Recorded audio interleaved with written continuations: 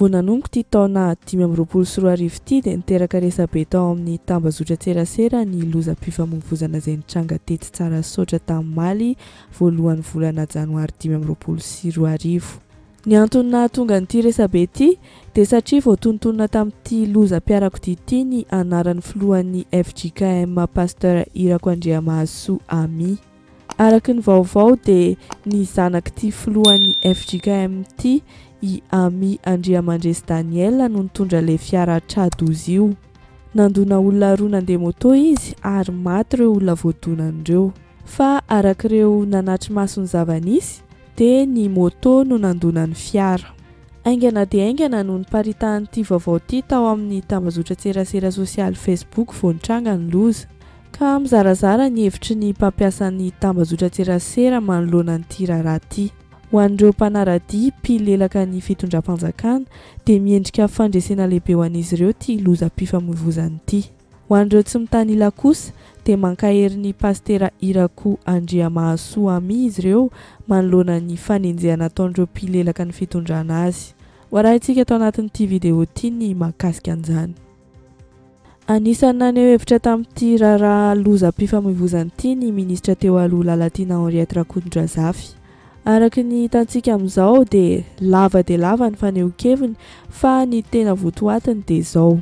Na inona firehan-kevitra politika nanan'ny tsirairay dia nisy ainana fohy aloha tao ary tsy fomba ny miady amampaty ka olona efa maty indray no mbola enjehina satria manana firehana politika akaiky an'ilay ray aman-dreny mpitandrina mitarika ny FJKM izay tompon'ny fiara nandony ianao. Ary lasa mampalahelo anao ilay zanany izay nitondra an'ilay fiara ka tsy tianao ampiarina aminy ny lalàna fa hoe retsy mpandeha moto ny diso dia lasa manameloka an'ireo olona nitondra moto voadona sy maty tamin'ny andro taom-baovao indray ianao.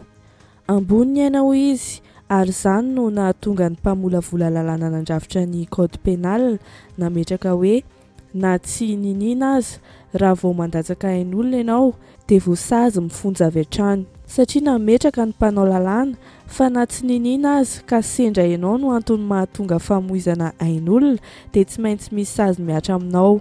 Manaraka izany dia tsy menatra ny mandainga sy manelitsao ireo pejy mpilelaka ny filoha Andry Rajoelina manoloana an'ity tranga lozam-pifamoivoizana ity satria raha araka ny zavatra nosoratan'izy ireo dia hoe mamy ity zanaky ny filohan'ny FJKM ity nandritra ny fotoana nitondrana ny fiara no sady nandeha mafy ihany koa. Anisan'ny nanaparitaka an'izany tsao izany ny pejy zava-misy aty Serasera Mada, Vaovao Androany, Focus on Mada, Rivo Dadan'i Jemima, Frank Tokour sy ny sisa izay efa fanta-daza amin'ny fanaparitahana vaovao diso kanefa tsisy misambotra mandrak'ity ny androany. Manenjika mafy an'ity filohan'ny FJKM ity ireo pejy mpilelaka marobe ireo ka naverin'izy ireo taminy ny afatra arak'ity voasoratra tato amin'ny Focus on Mada ity hoe aza manao taom-baovao ny Pastera Ami FJKM ka ny taom-baovao manomboka izy mamono olona roa sahady.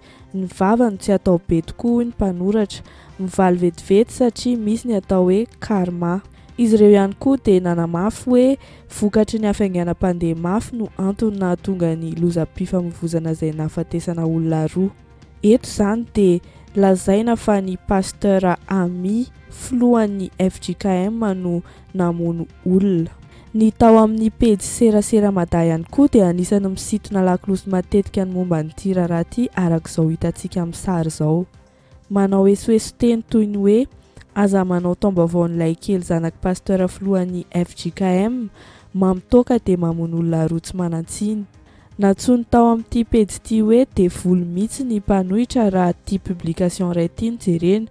Hoy izy hoe mafy sy mangidy tamin'ny dadapasy ny voalohany taona iny nomeny mpanohitra bravo dia nanitsaka mafy tonga dia tao dia nataony tao anaty fonteniny hoe dia voly ilazana ny mpanohitra. Hita ihany koa fa tsy zakany mpikirakiran'ity pejy ity mihitsy ny afatra nafonja be tamin'ny taom-baovao avy amin'ny filohan'ny FJKM reny ka izay no nahatonga azy namaly ny filohan'ny FJKM hoe aza manao taom-baovao ny marary saina.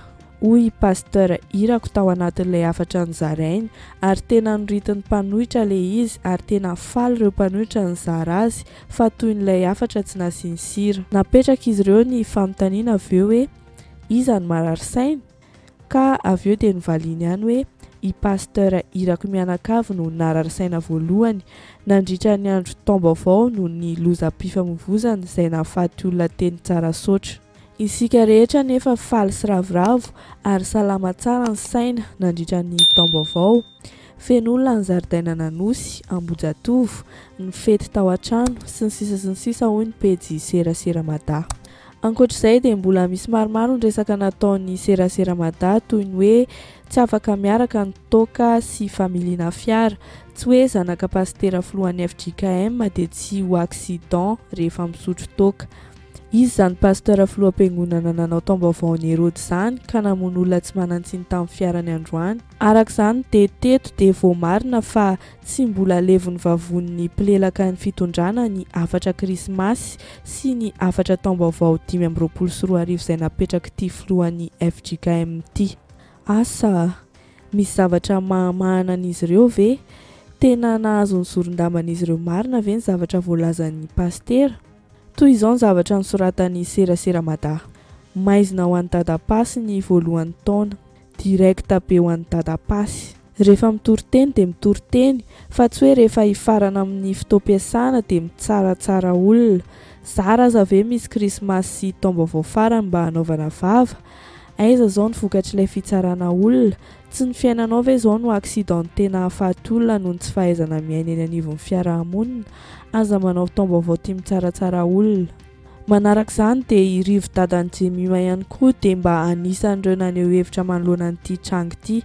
Hoy izy hoe ajaho ny mpitondra anareo fa olom-boatendrin'Andriamanitra ireny. Miteraka ozona hoy izy ny fanenjehana azy ireny. Naka sy ny zara-tenin'Andriamanitra tao anaty baiboly mihitsy azy izy araka ny hitantsika amin'ity sary ity. Ka hoy izy hoe ny tenin'Andriamanitra dia tsy miova, omaly sy anio ary mandrakizay.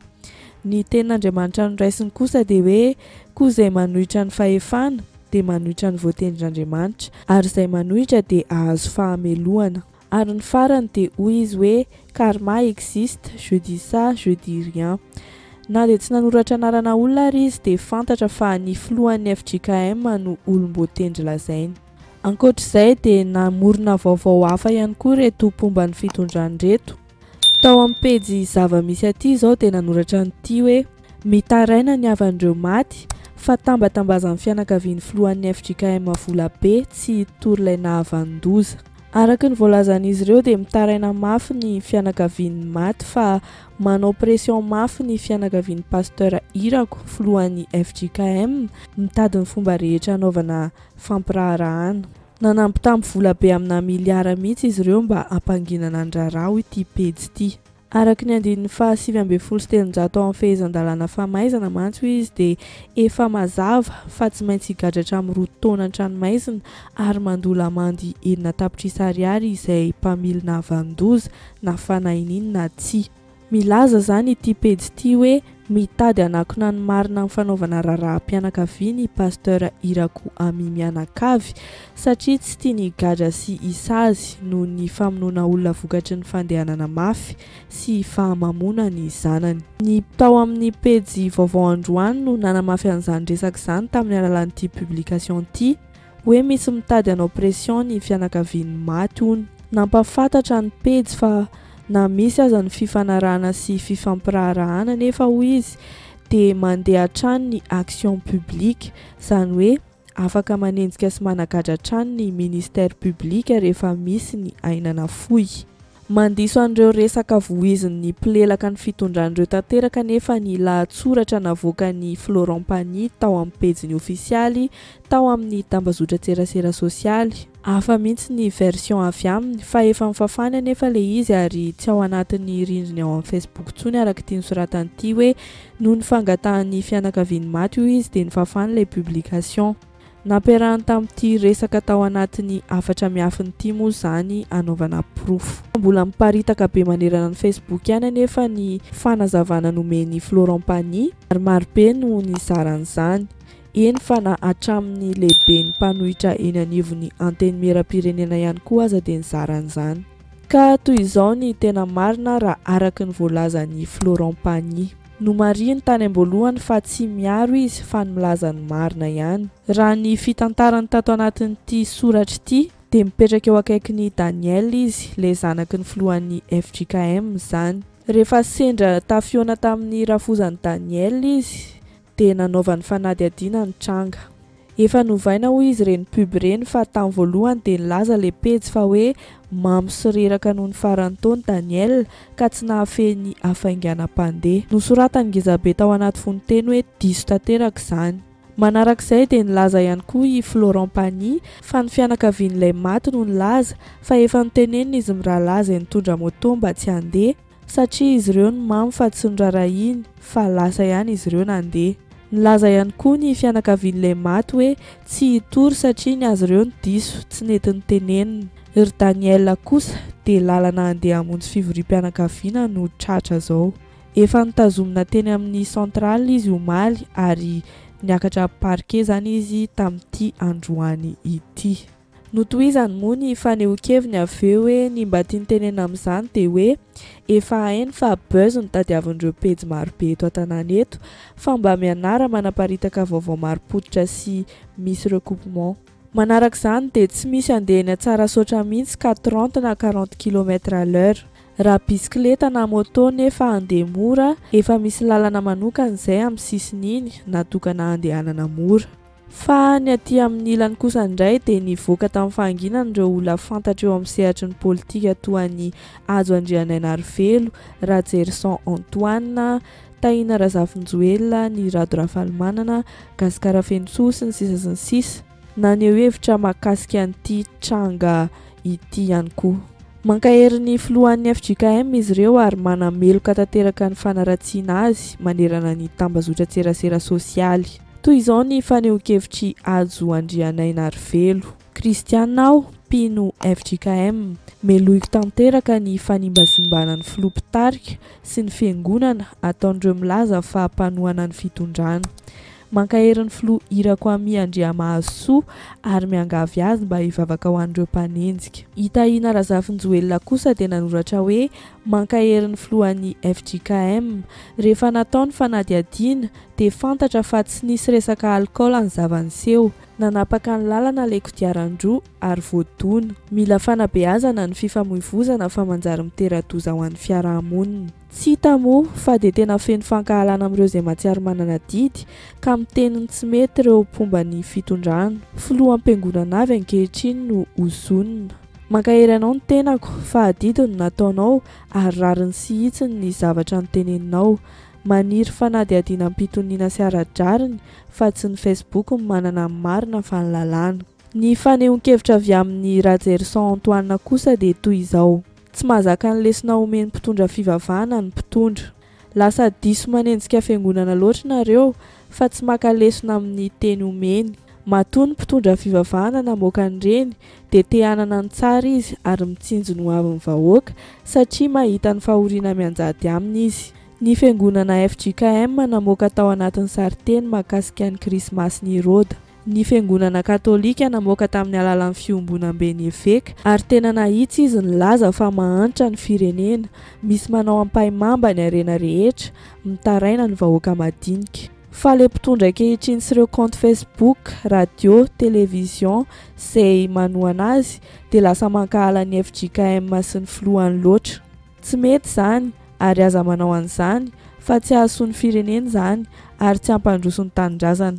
Hiteraka fankahalana izany ka vao maika tsy tsara. Matoa ireo fiangonan'ireo miteny dia tokony hakanareo lesona fa efa tena tafahoatra loatra ny mahazo ny malagasy ankehitriny. Afatra no ampitainy fa tsy fankahalana akory. Efa tena rotika loatra ilay Madagasikara.